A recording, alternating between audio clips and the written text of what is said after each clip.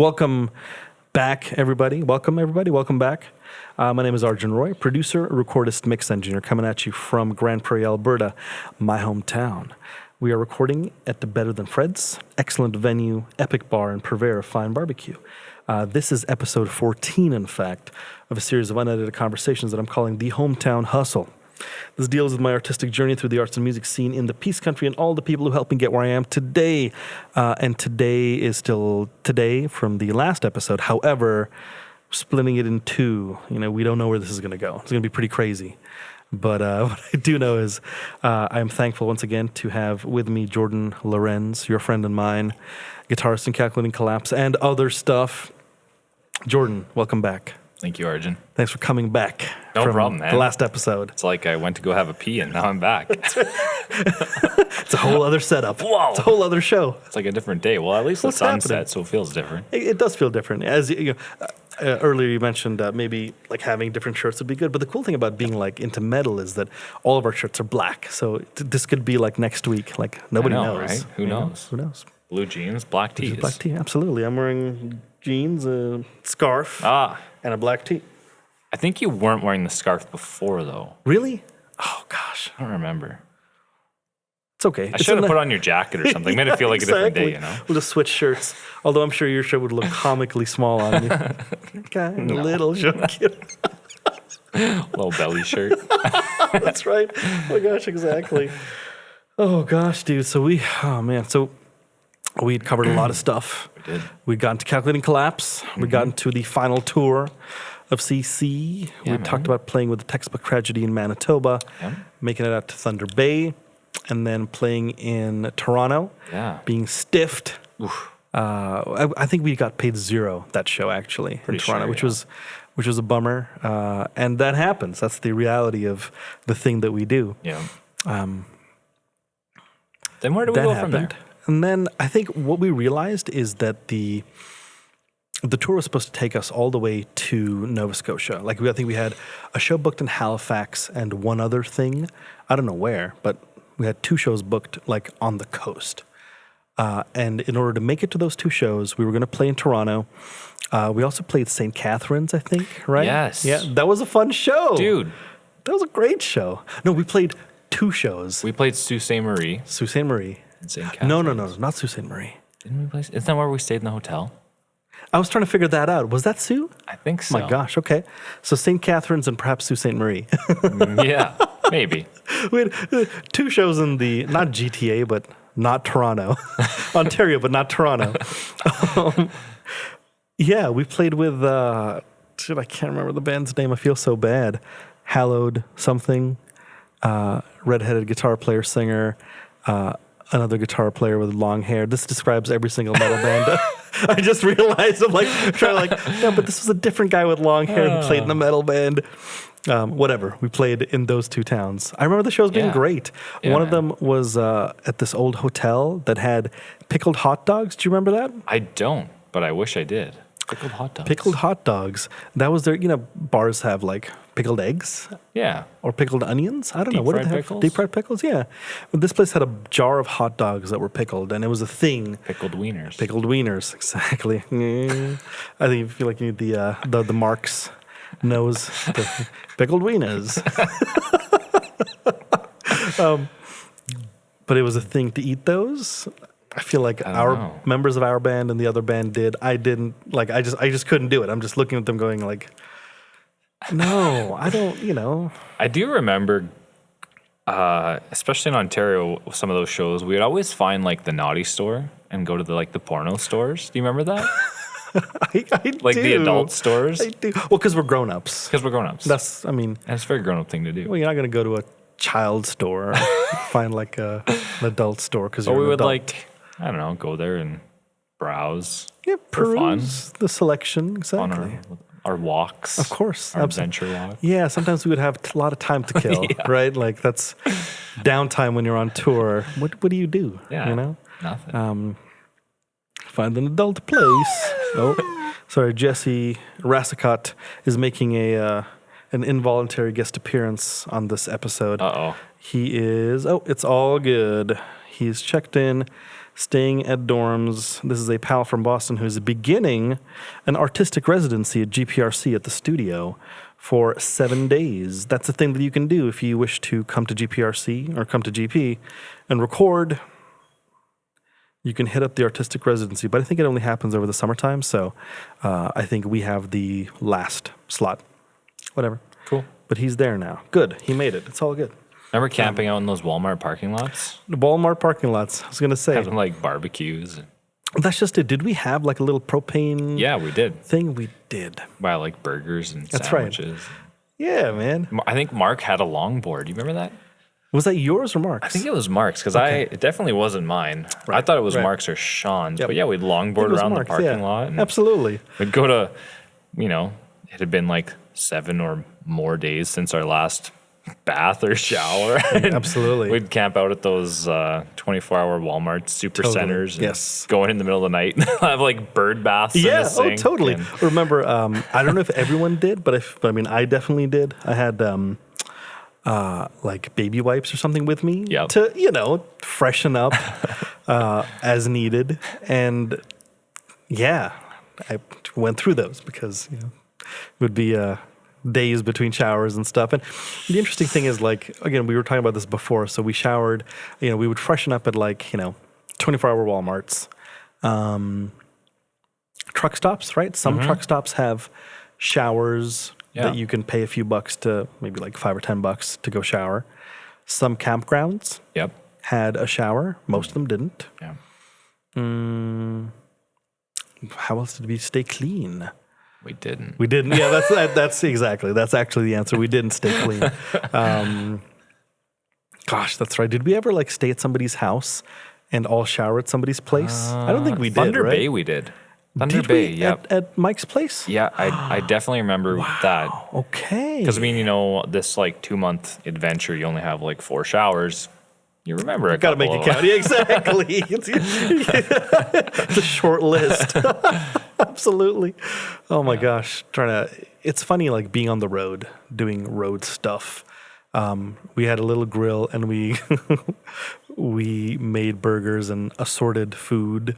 I think there'd be spells when we'd be tired and then we would have good intentions of making food to save money, but then we were tired because we'd been driving for 2 days, and so we'd all just splurge on McDonald's or some junk like that, and then hate it, oh, why do we do that? We could have cooked a meal. Do you remember we camped somewhere in Ontario? We were at a campground. I remember that's where somebody made a sandwich with everything. God. Right? The Was that you? Sudbury Slammer. The sun. Right. Yes. That's right. That's right. Oh my gosh. I think that was me and, I don't know, I think it was everyone kind of Everybody. pitched in. Absolutely. Whatever we had. It was 3 pieces of bread, 2 pieces of bread, sriracha, carrots. carrots, We had baby cut carrots or just graham carrot bits. crackers. Yes, graham crackers. Peanut butter. Definitely peanut butter. Yep. And I don't think there was mustard any- or something. Mustard, Some other condiment. condiment. Yeah. Definitely mustard. And I think we were staying in Sudbury, hence the name the Sudbury, Sudbury Slammer. That would make sense. And Absolutely. ironically, it was good. It was, wasn't Was it good or was I starving? I think we were all starving. It was very late. We'd played a show, maybe, Had a few beers. right? Had a few beers, and then we invented this food. It's good. It was good. It was It good. was, innovation is what that was, in fact. Oh my gosh. Oh, man. Oh, dude, that was insane. All of that, I feel like all of that happened, and then it culminated with the show in Toronto, right? The Toronto show was the final show we played because the Quebec shows fell through, so we didn't have enough money to put gas in our vehicle to make it out to Nova Scotia. That's right. And I think we played St. Catharines and Sioux, Yeah, and I then think we played London, Ontario as well. Where we played, I don't remember. yep. But I do remember we went to London Yeah, exactly. Yep. and then kind of made our way back, I think. Yeah, I remember we realized. So I remember we were at a Boston Pizza when we decided that I think officially we're done. We were parked in a classic, parked our van and trailer in a parking lot after. Oh, how can I forget? after the Toronto show, we found a place to park. I don't know if we went to sleep right away or maybe this was the next night. I think it was the same night. But we were hungry, so we went to Boston Pizza that was like a couple of plazas over from where we'd parked. We ordered like a pizza to share and like a jug of beer to share or something. And, you know, like okay, well, you know, nobody has any money to put into the gas tank. We got stiffed at this show. Our like 2 or 3 shows in Quebec fell through. So there's no way we can get out to the coast. So I guess this is the end of our tour. Woo! That was the night, exactly. It was a bittersweet thing. That was the night that Shaun Streeper went to Walkabout. Do you remember that? He like disappeared. I remember Shaun's Walkabout. I didn't know that was a thing until you mentioned casually, like, oh yeah, when he's had a few drinks, sometimes he just goes walking and then disappears, and we're like seriously, we're like somewhere in Toronto right now. Yeah, I like, had no idea where we were. Absolutely. Yeah. You should have Shaun on. He can tell you the rest of the story. Absolutely. Oh, of course. We all reconnected the next morning. Yes, we did. And it was all good. But remember that night, I don't know if this, if we need to talk about this, but I will bring it up. But that night, it was, I don't know, I think it was the realization.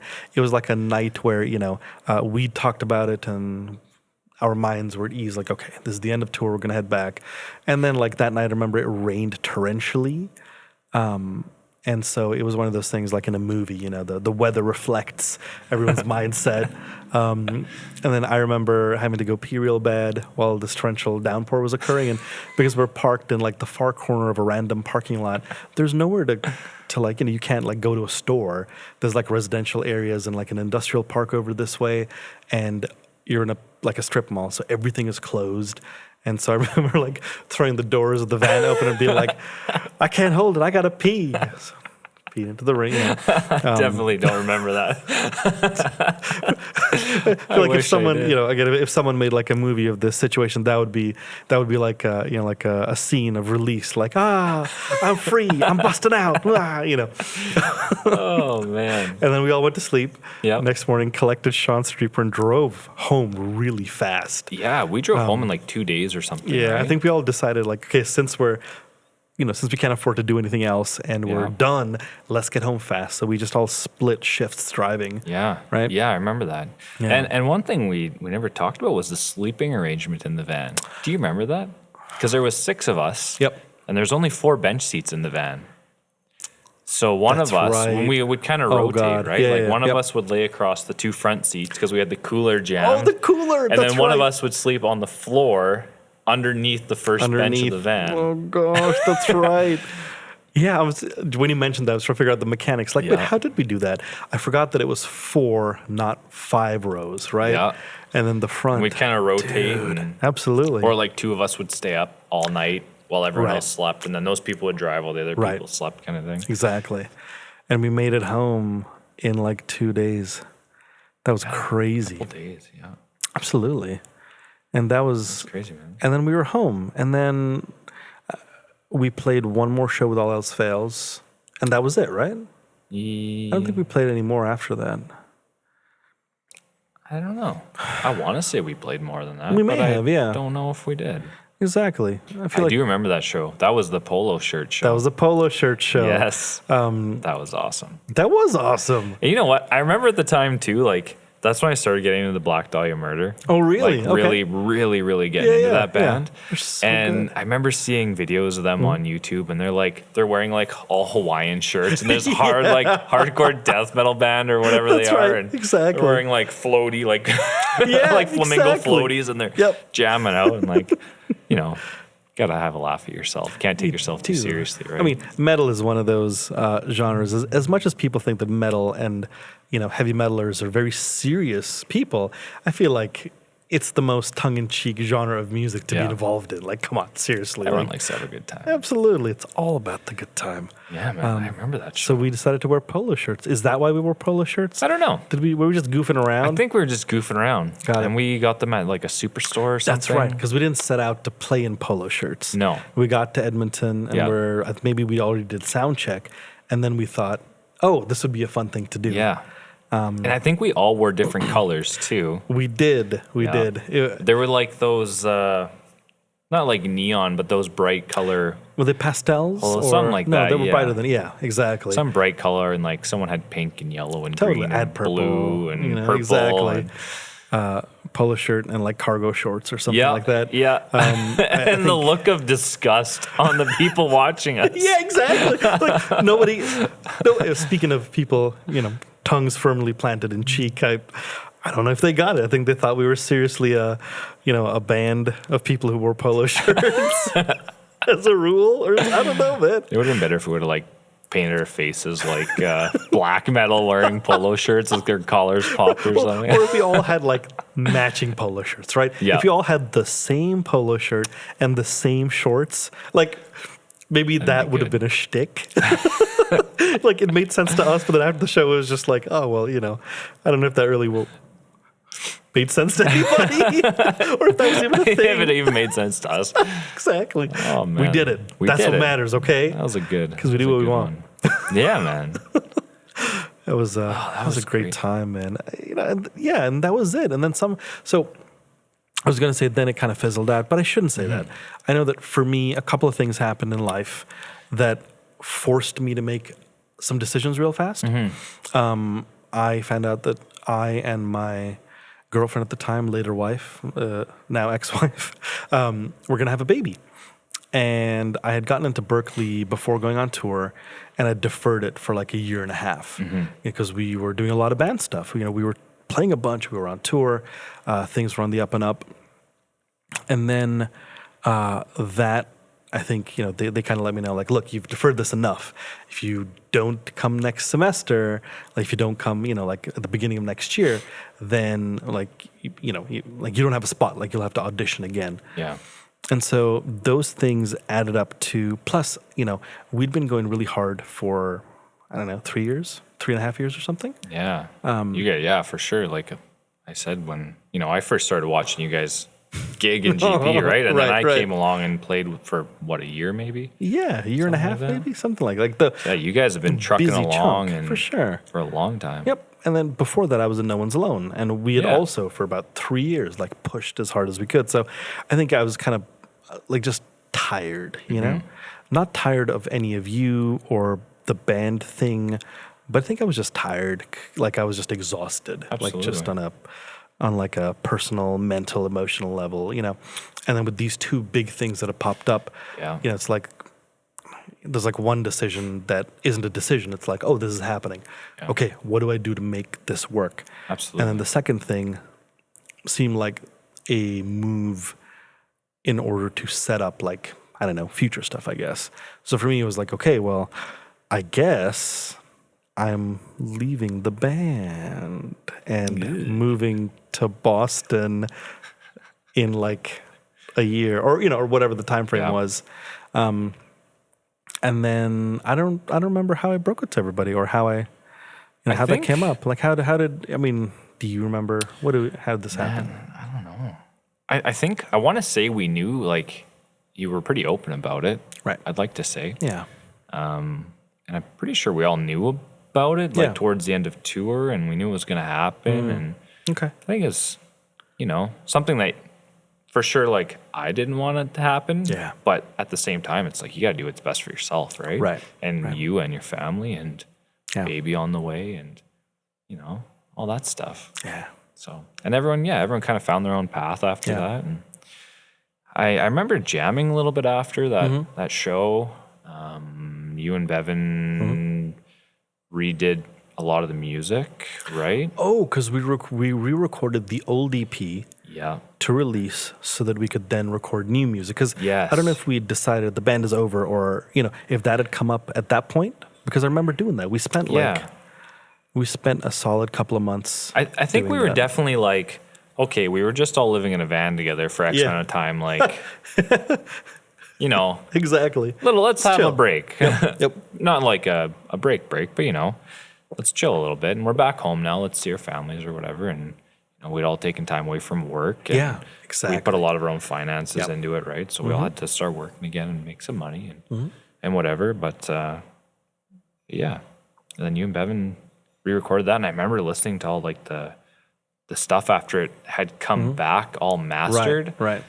I was just blown away on how amazing it sounded. How That's incredible it sounded. Absolutely. Oh, it was so good. And then like there was supposed to be like right before we went on tour, like the EP or something, or an album was supposed to get released, and then that all fell through. That all fell through. And then a music video or something. We were trying to make that happen. We met that guy in Toronto. Exactly. Yep. And that fell through. Yeah. And then I remember we got a bunch of Jägermeister like stuff. Do you remember that? We did. We got, Where did like, that come from? Toques and pins and stickers and entire box of Jägermeister swag. I don't know. I don't know where it came from. Yeah. They didn't send us any Jägermeister. That was kind of disappointing, but No, absolutely.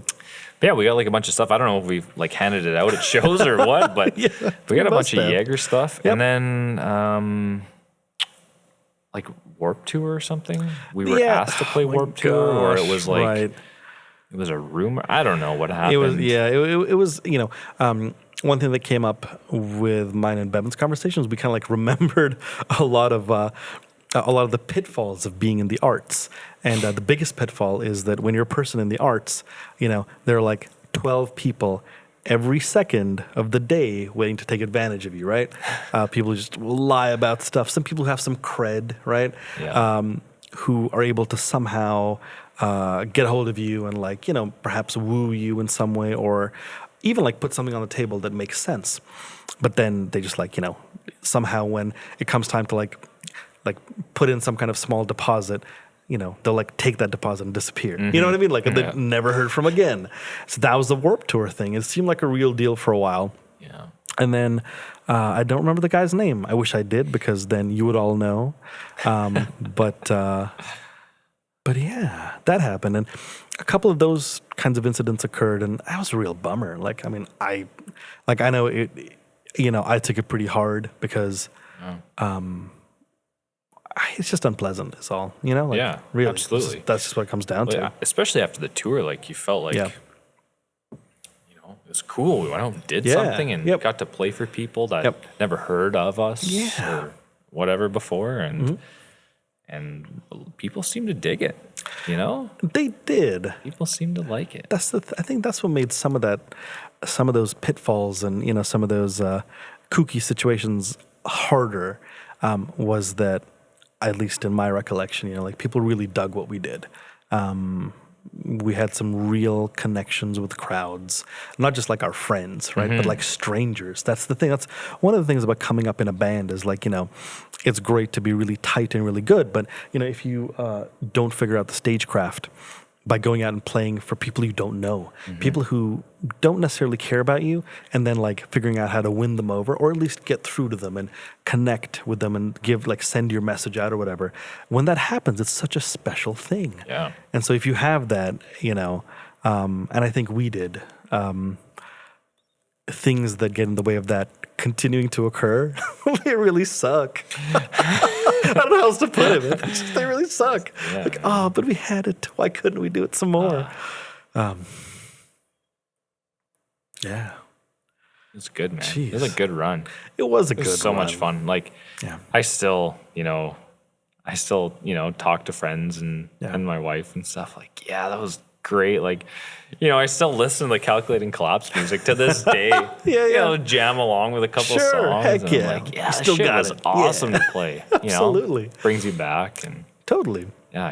It made sense at the time, right? Like it was, again, the scene that was going on, the context of what metal was at the time. Like it all worked. I mean, it was like the right music for the right time. And, it was great.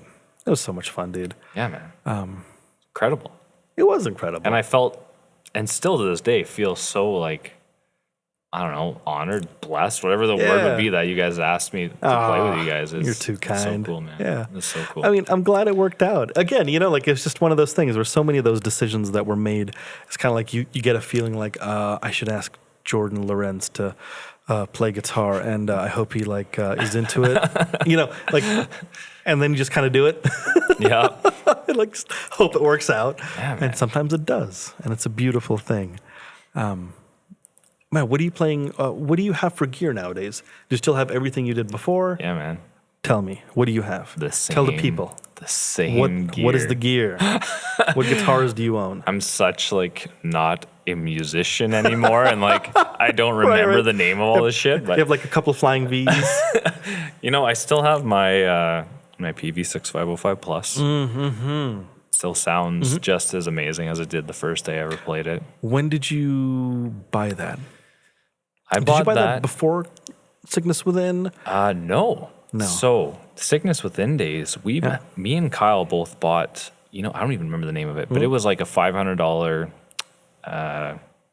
amp cab combo, and it was a PV, some cheap PV. Like it was Valve King. Yes, that's exactly. I remember it. those, dude. I remember those. There were a bunch of those around town. Yeah. And we bought them because we're like, why not? Well, they're like $500 for a half stack. It looks so cool. Yeah, man. So I had that for the longest time, and then actually when I started playing with you guys, you had an extra Marshall cab. I did, and you had a PV5152 that you let me play because you had this like cool the rack thing. And yes, if I may indulge myself, I still to now have at that point my main touring rig was as you were describing, a rack system, Mesa Boogie Simulclass 290. A Mesa Boogie Traxxas running through a Simulclass 290, and I had like a rack tuner and probably a sonic maximizer and the coolest, like crunchiest, punchiest tone ever. And that's the thing. I always try to, I always think to myself, like, was it really worth it? Did I really need that gear? But the answer is always yes. Oh, yeah. Because I just remember it sounding so good. It was so good. That's all. And then, so you used the 5152. Yes. Yeah. And then I got the 6505 Plus right before we played Misery Signals. Oh, no way. Yeah, I bought it from Axe Music in Edmonton. Axe Music. Yeah. Wow, dude. And then I got, I think I only got the head at that time, and you continue to let me use the Marshall cab. Yep. I don't remember what the cab was. It's my old Celestion greenback loaded 1960A. I don't know. It's like the 25 watt version. Oh yeah. Sounded great. Still my favorite cab to this day. Yeah, man. It's a beautiful thing. And then I ended up getting from GP Music or Long McQuaid, whatever it was at the time. I got the Mesa Boogie 412. The oversized flat. It's a flat, right? Or is it slant? A flat. Dude, that is like, if there's ever another cabinet that not that I need any more gear, if there's one that I would love to own, it's one of those. The sound, because it's like an oversized kind of a thing. Oh, it's so good. It's still in the travel case, too. I've never taken it out of the travel case, ever. My Marshall's in the travel case as well. Where it'll stay. Yeah, where it'll always stay, right? There's no scratches, no scuffs, no dust. Oh, beautiful. And then guitars. I'm still rocking the same guitars. I still have my LTD DV8R, the Dave Mustaine signature. Yep. I think that was like the highest version before you got into ESP. Exactly. Yep. And then I have my LTD. It's like an M series. Right. It's kind of like the Fender, body kind of thing with the PRS headstock or whatever. It's got it. I don't remember, but it's that guitar that just it feels right. That's the guitar I'll never part with ever. Got it. Regardless. Yeah. What about you? What are you rocking nowadays? What am I rocking? I've been playing my Les Paul a lot. Oh. I don't remember when that happened or why. When I moved to Boston, I took my Les Paul and my Strat and a bunch of pedals. Because, I knew I'd be gigging, or not gigging, but playing in ensembles and stuff like that. And I figured a Strat and a Les Paul, I can get whatever tone I need from that. And for recording, that made sense. Mm-hmm. So then moving to Spain, I took both for the same exact reason. Except I took my Red Explorer that I always had on tour, like my gigging, my main. Slammer. Yeah, the Slammer, not a Gibson, although I try to play authentic. Remember, I got a hammer because you had the Slammer. Remember I had the black one, the Explorer body? You did? I did. What? Yeah. I don't remember this at all. Yeah, it was like my backup or something. That's incredible. Yeah. Wow. I got it from whatever music store. It was like a $200 guitar, but it was amazing. Great. Yep. I loved it. Very cool.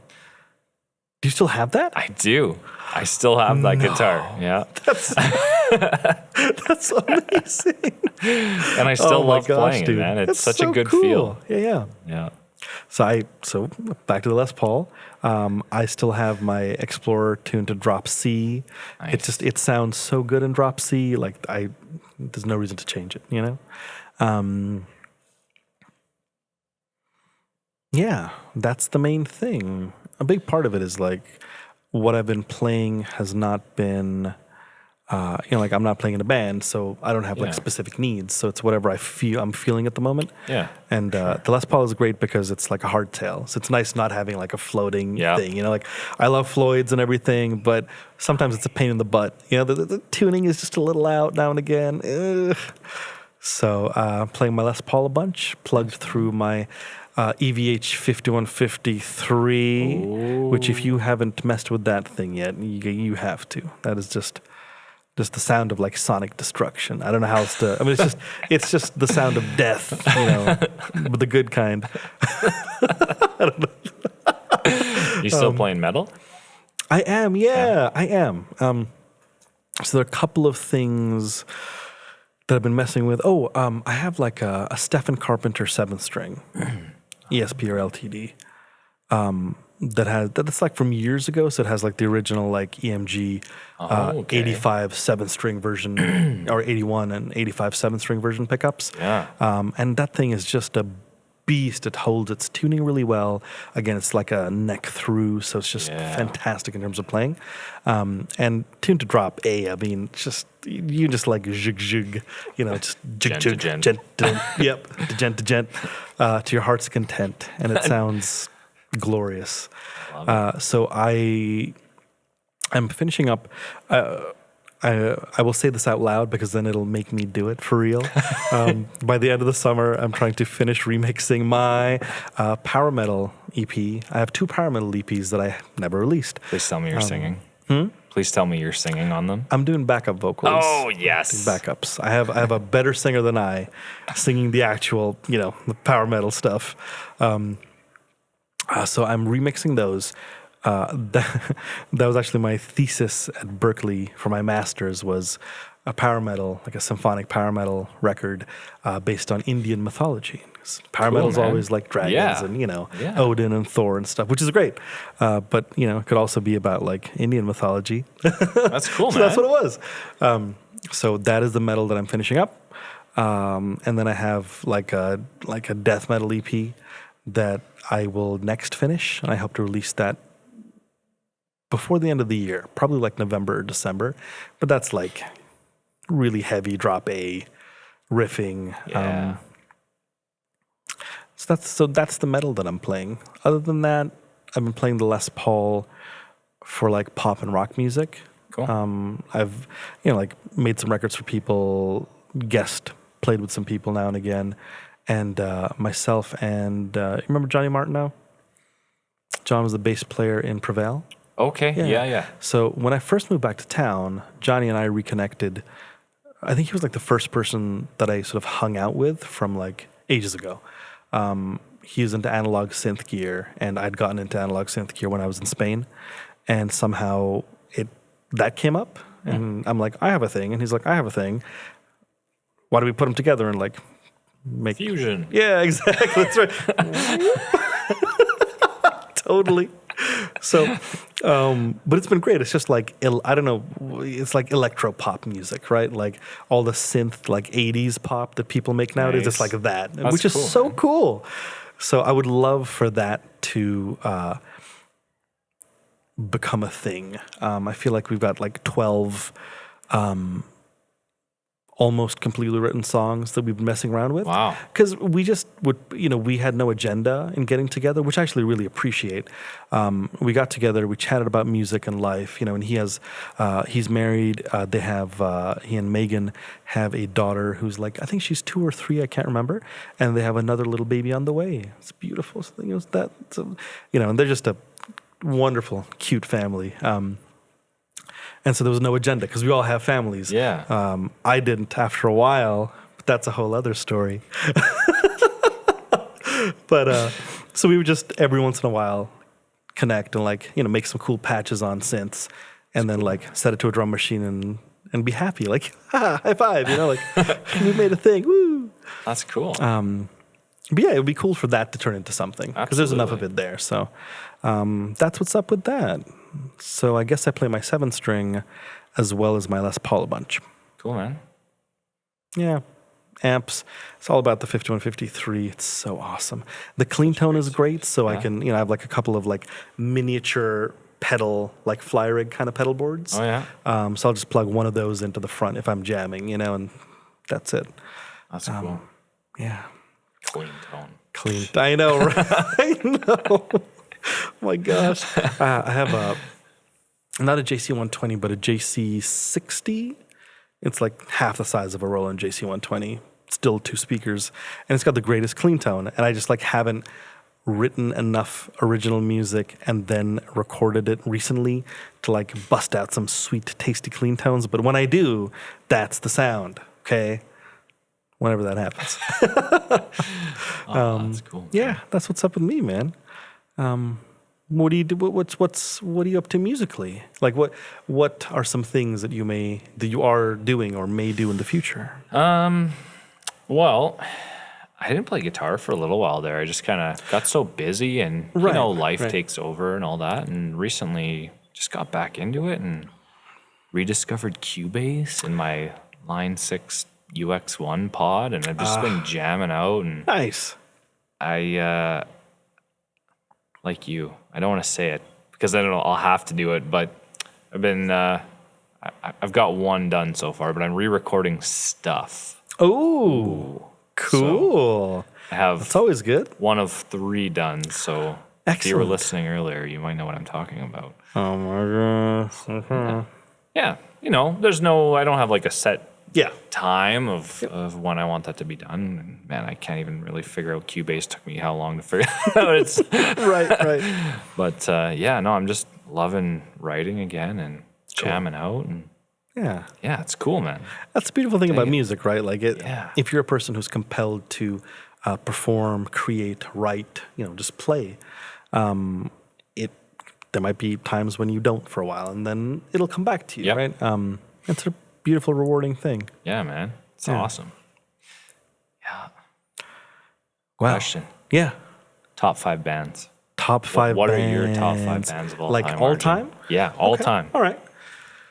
That's a really good question. I'm trying to like figure out bands who influenced me, who maybe got me playing, but then also bands who like in a sustained fashion have like if you had to listen to 5 bands for the rest of your life, maybe I'll put it that way. Okay. Good question. Okay. Deep Purple. The Police.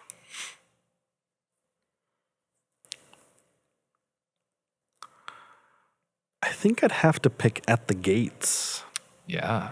Like the Swedish melodic death metal, exactly that whole sound, Yeah. I think specifically that record, Slaughter of the Soul, I think is one of my top, like all-time favorite records for sure. That's a good one. Those 3, what is these? All right, let me see this real quick. I'm just gonna answer it now. What's happening? Oh, I'm gonna send a thing here. Hey, buddy. Sorry, I'm not copping out. I'm not gonna Google things. Okay, but promise. Yes, what are my favorite 5 bands? Yeah, that's right. Google. What is your favorite color? Red. No, wait. Blue. Red. No, yellow. Oh my gosh. I'll just send this real quick. Podcasting. Lol. Can I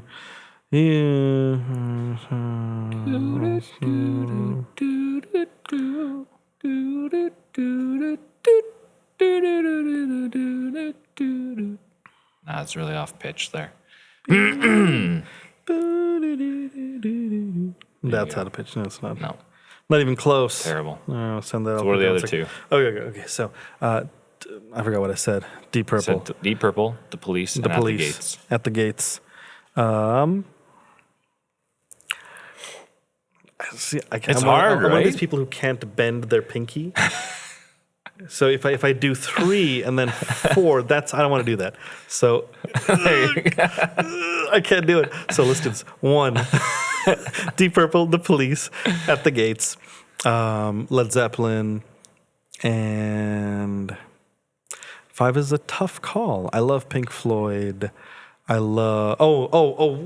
What am I talking about? Am I insane? 9 Inch Nails. Oh, buddy. I should have That's a led good with one. 9 Inch Nails. That's a So good one. yeah, I think I'm happy with that 5. How about you? I don't know, man. I should have thought of that before I asked that question. Hey, knowing it would get redirected to me. You had this time that I wasn't Googling and then thinking about. God. See, Please. mine's so generic though. Like, Nothing wrong with that, man. I'm gonna have to go out and say like Slipknot Okay. for one.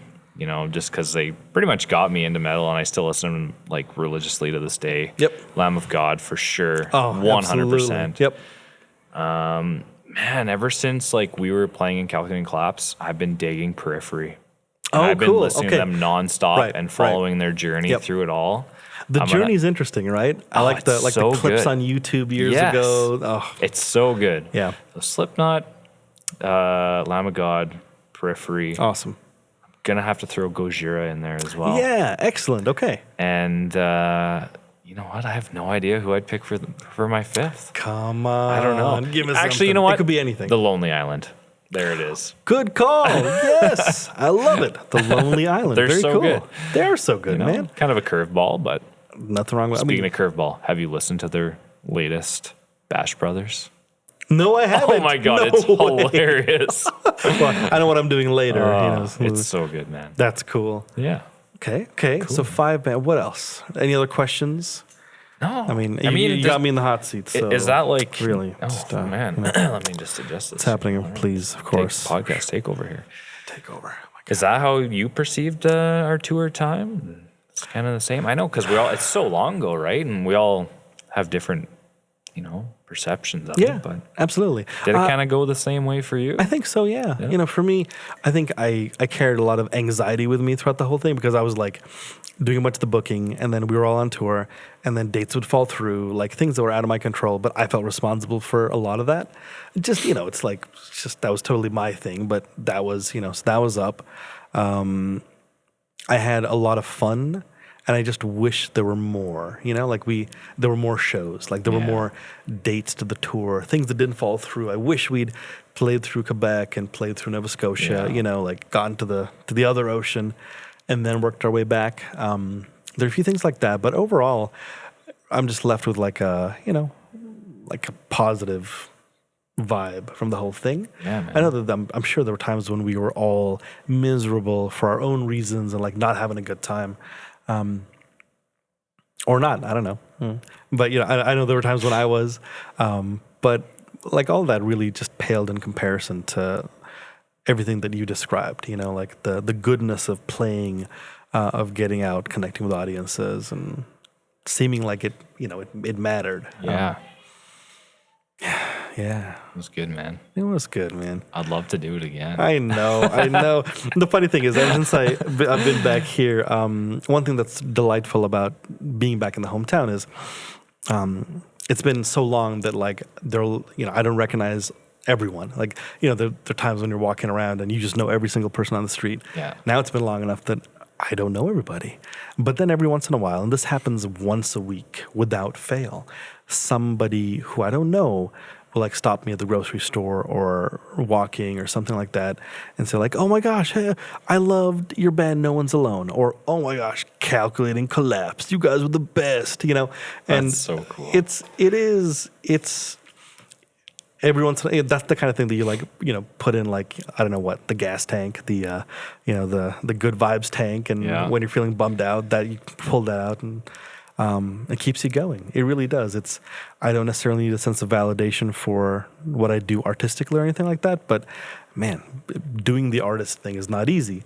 And so it's wonderful when people are generous with their gratitude and that kind of thing. Absolutely. Do you still have like the original mastered copies of all the songs? I do.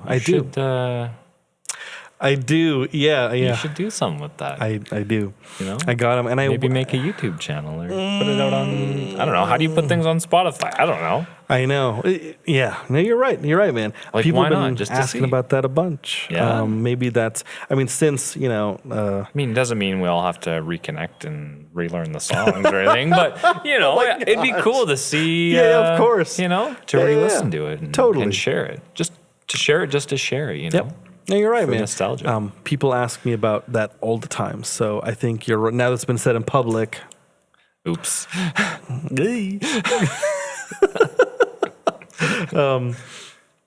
Yeah. You know what? I do.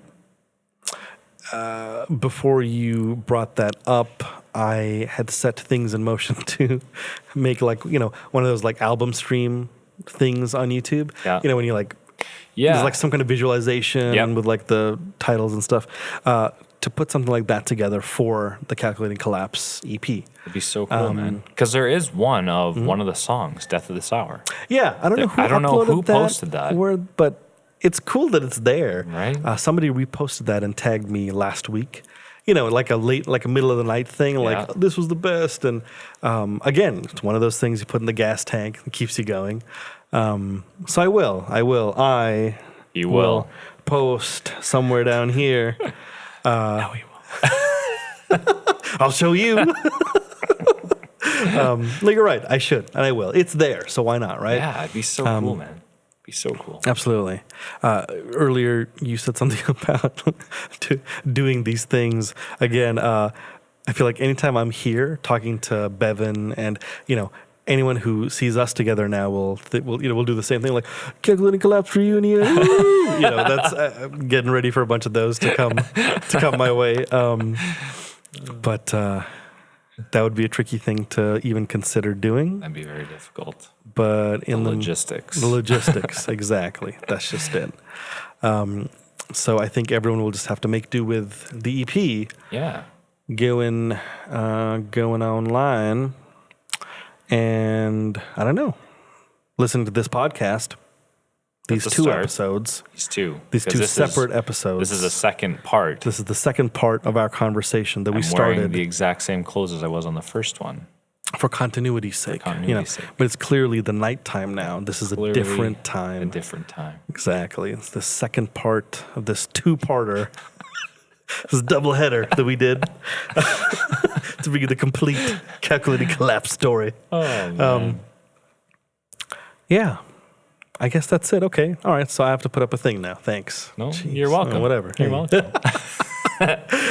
Jordan, man, thank you so much for doing this. No problem, man. Appreciate the heck of it. Oh, it's sensational. Thank you for taking time out of your day and your schedule to make it happen. No problem, yeah. Oh, somebody here.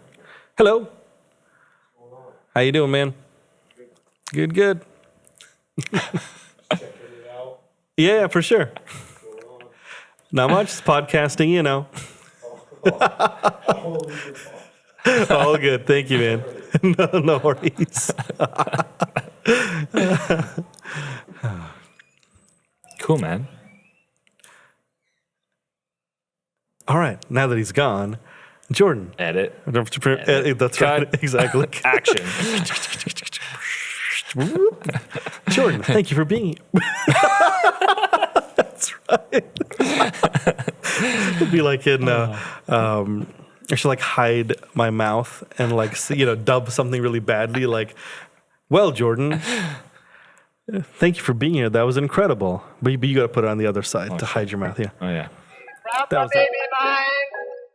Dance about a cool winter and the game is lost. And so each day I shout along the line. Hello, my baby, hello, my honey, hello, my ragtime gal. Send me a kiss my way. Yeah, baby, my heart's on fire. Jordan, thank you for being here. You're welcome, Arjun. I appreciate it greatly. Oh, man. It's been great to reconnect and to talk about the good times. Totally. You live elsewhere. I am here half the time. But, yeah, man. I'm happy to reconnect and happy for the future where we can stay in touch some more. Absolutely. Life is busy, right? Life is busy. You know, you have a life, a wife, a job, all that kind of stuff. Yeah. And, I have a family and the whole thing. But yeah, let's keep in touch when we can. Absolutely. We'll do this again sometime too. We will. That would be great. And maybe some music in the future.